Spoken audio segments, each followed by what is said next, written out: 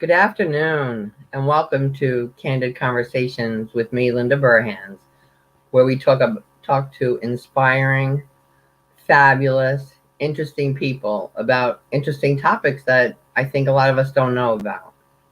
Um, a lot of you know that I'm a caregiver advocate, and a lot of my caregivers have asked me more than once, what is an end of life doula?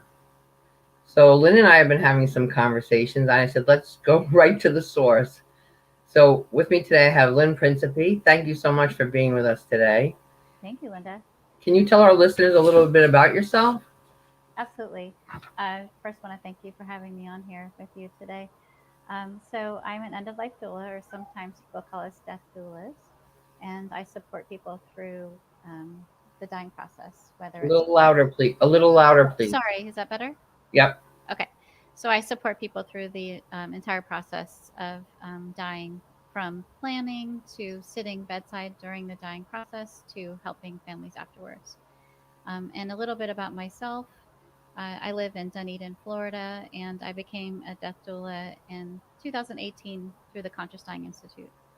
So what made you to decide to become a death doula? It's not There's like I wake up one day and I say I'm going to be a death doula. exactly, that's an interesting question. It's true. We don't wake up and or grow up thinking that we want to be with death as a professional. For me, it came in the form of caring for family members, and I think that's the most common way that we get introduced to what dying looks like, what dying with dignity means. And for me, Yeah. I had a great aunt and uncle that lived in Florida when I moved here, and they had no children, and so I became their person. And it was an interesting path for me that they let me walk with them on through the whole process. That they were in their 90s at that time, and my great uncle, I ended up spending 7 years with him until he finally did pass. And he taught me the most about what dying with dignity meant because he was very emphatic about how he wanted to live and how he wanted to die. And Yeah. I learned how to be his advocate. So from there, I became a hospice volunteer for about 15 years until I heard of what death doulas were. And it was like I'd created it myself because it was Yeah. so perfect. Well, and it's a very sacred path. It is. I'm glad you said that. Yep. For people that let you in their space, Hmm. um, I think that it's an honor for anyone to let you in a space like that. Um, but as maybe people, a lot of people think about death as so sad. Hmm. None of us are getting out alive. That's what I always say. And when my mom died, I didn't feel like so much like she was dying. I felt like I was helping to birth her into a new life. I love that you said that. And if you've been invited to be at the bedside or to be supportive during a birth, it is sacred. And I feel that way about being present with death. And it is very similar to the laboring to give birth. Sometimes there's Yeah. laboring to leave the body, and to have someone there to support that process um, it's an honor, to be honest.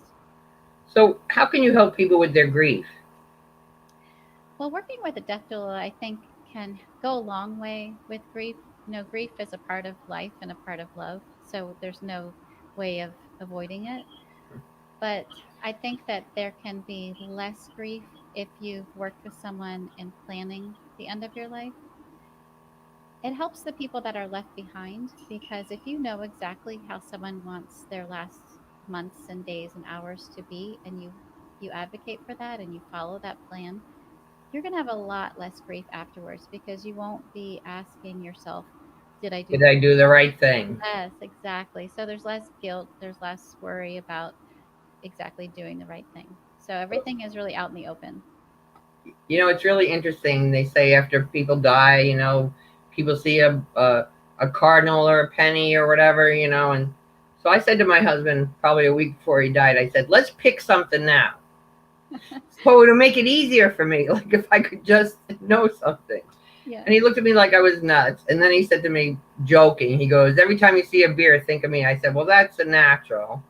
And he said, let me think about it. And then the next morning he said to me, after I die and my body leaves the premises, I want you to go outside, and the first thing you see when you go outside, that'll be our thing. And I go, okay. And it was like 3 o'clock in the morning. And I went outside, and all of a sudden this little wind came down the street, and the American flag on the neighbor's house blew. And I'm like, okay, that's good, and I get to see that often. Yeah. But I think we need to have these conversations. We do. Because it made me feel so much better, and I think it made him feel better knowing that I was going to feel better. You know what I mean? I totally agree. I had a client this past summer who died, and I was spending those last days with her mother at the bedside. And the day before she died, there was a hawk that was sitting on the pool cage. You know, in Florida, we have cages around the pool. So there was a hawk very close to us and just sat there for hours. And I told her, my client's mother, I said, I think it's time for us to go in, and we had a ritual planned. So let's do it now. And so we did, and then the hawk was gone. And then after the woman died, all of her loved ones kept seeing hawks. And so the hawk really became the symbol for us. And Yeah. even to this day, I still hear from her, and she sends me hawk messages. And you know what it is? You see those things more. Like, hawks aren't on every corner, but you'll see more hawks than you ever saw before in your life, if that was your thing, you know, or you'll see more pennies on the ground, you know, or whatever it is. Yes, and I love that it gave her comfort. Yeah. Yeah. And I think an important part of grieving is finding meaning in it. And I think those pieces help us to find meaning. Yeah. And someone to hold our hand who is non-judgmental, who doesn't have, sad to say, is not in any of the family dynamics, because they're not always the same. But to have that person with you at such that sacred and stressful, yes, and heartbreaking time, I think makes a big difference. I think you're right. I like to meet with families in enough time so we can talk about everything that may come up. And so there's some preparation.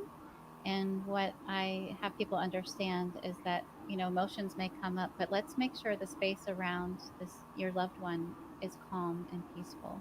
So I like to think of it as I'm creating a bubble around them, and I'm advocating for what they wanted. You know, if I have enough time with someone, I want to know, how do you want it to feel? How do you want it to smell? What's playing in the background? What's not? Right. You know, who's there? Who's not there? All those things. And so then I have a game plan, and I'm going to help to make sure that happens.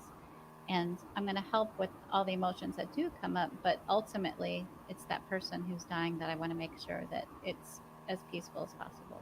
Well, you know, unfortunately, we don't have those conversations. Not enough.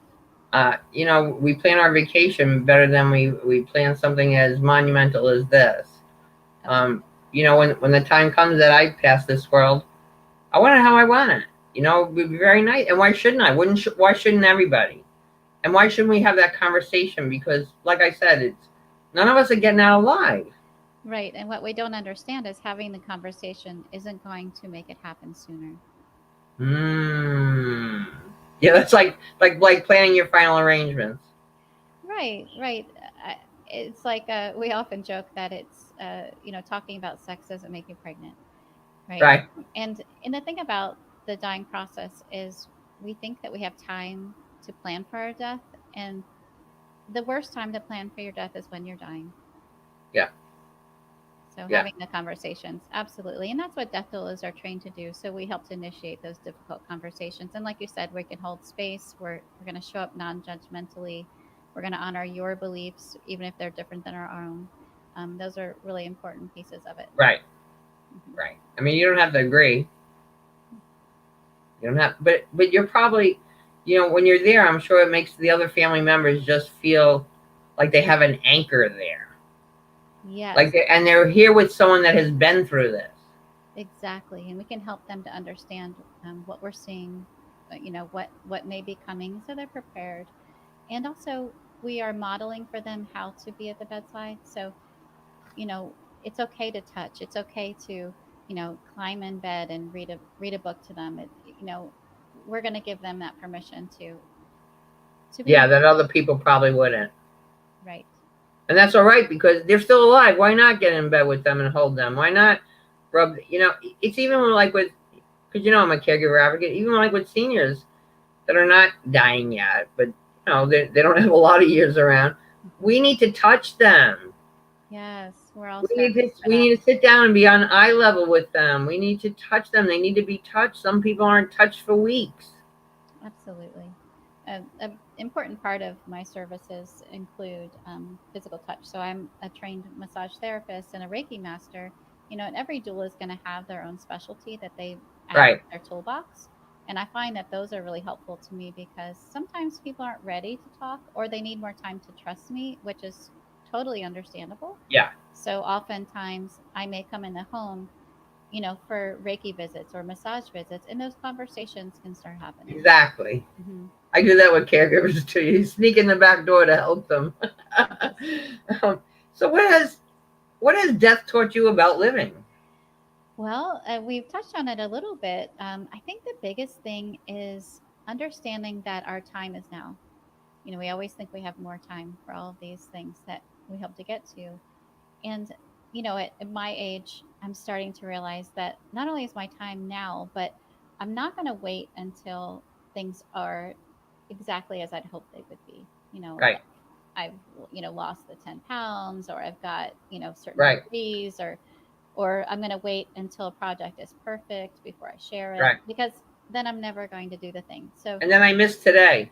exactly, exactly. So I'm it's helping me to just be more present with what is and finding joy in just the beauty of the simplicity of life. Yeah. It's just I becoming don't want to. I don't simple. want to miss a minute of my life.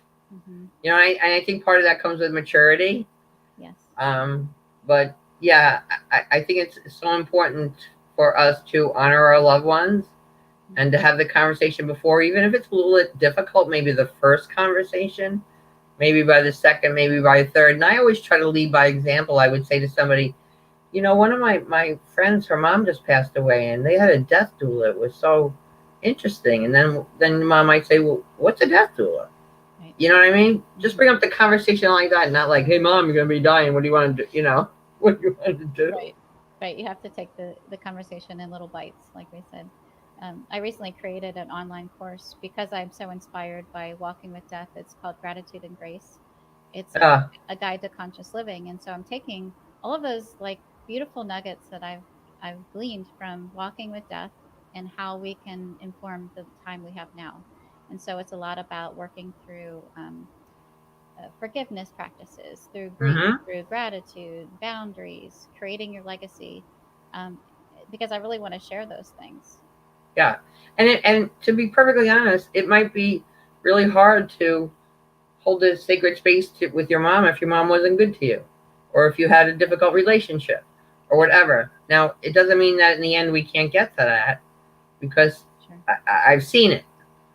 Yeah, I think it's really important to understand that uh, our emotions are not just one thing. There can be conflicting feelings. You can be relieved someone is gone, but also grateful for what you got from the experience. There can be so many things that seem like opposites. So I think sometimes grief can feel overwhelming because of that complication. Mm-hmm. That it's not just I'm just sad, because it Well, can be so many other things too. I think sometimes we just have to forgive ourselves and forgive others for mistakes in the past. I had a woman contact me recently and she said, I'm hoping you can help me. She said, my mother was the perfect mother until I was 14 years old. And then she got into a car accident and she got addicted to opiates. Mm, She said, and then she was the worst mother in the world. She said, so as soon as I was old enough, I got out of the house. She said, fast forward 25 years later, I have to take care of my mother with Alzheimer's. She says, I'm angry. My mom's angry. I'm angry that she did that. My mom's angry that I left her. And anything I was suggesting wasn't really getting there too much. And it was tough. So mm, I don't know. I prayed on it. And one morning I called her and I said, tell me about a really fabulous time with your mother. And she said, when I used to come home from school, my mother used to brush my hair. And she still has long hair. And I said to her, do you think you could say to your mom, nobody ever brushed my hair the way you did, Mom? Can you brush my hair? And she was like, you're pushing it, Linda. But now every afternoon at 4 o'clock, her mother brushes her hair. And she says, I get to be the little girl. And she gets to be the mom. And we're trying to forget about all that other stuff. Oh, that's beautiful.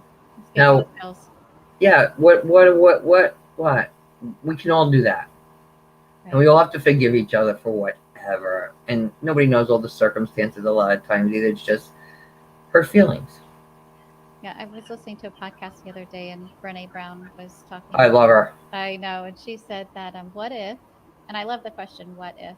Yeah, What if we knew that everyone was just doing the best that they can? Like, just that conversation, I feel so much grace is possible. And I'm not an advocate for forgiving everyone in the sense that you need to have them in your life. That's right, not always safe for, right. outcome that we're looking for, but it's that grace and that peace that we want to have. And sometimes when I have to face a person that I'm not as comfortable with, or it could be a family member or a difficult person, as I'm like walking down the hall or walking into the house, I just keep saying to myself, I'm coming with love. Mm. I'm coming with love. I'm coming with love. And I think they get some of it, but I get a lot of it. And it gives me that balance to be able to just come with love. Yes, I think intention is so huge in the work that we do. Yeah. Yeah. So what's the last thing you'd like our listeners to hear today? Oh, I think what I want to say is just remind people that our time is now. Have the conversations. Um, look for meaning in things rather than getting stuck in old stories. And where can our listeners find you? A few different ways. Probably the best way is through my website. It's called dearlybelovedlife.com. And that's my business where you can find me including my doula work. I'm also a life cycle celebrant. I do funeral services. So people find Perfect. me there for that. And I'm also, like I mentioned, I'm launching online courses. The first one called Gratitude and Grace. And I'm launching an end of life doula mentorship program because there's so many doulas now.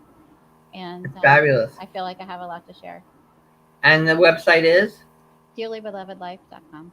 Okay, and I'll put that in the description of the show also. Okay, perfect.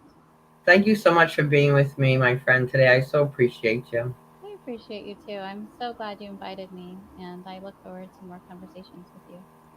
Have a delicious day. Thank you. You too. Bye. Bye.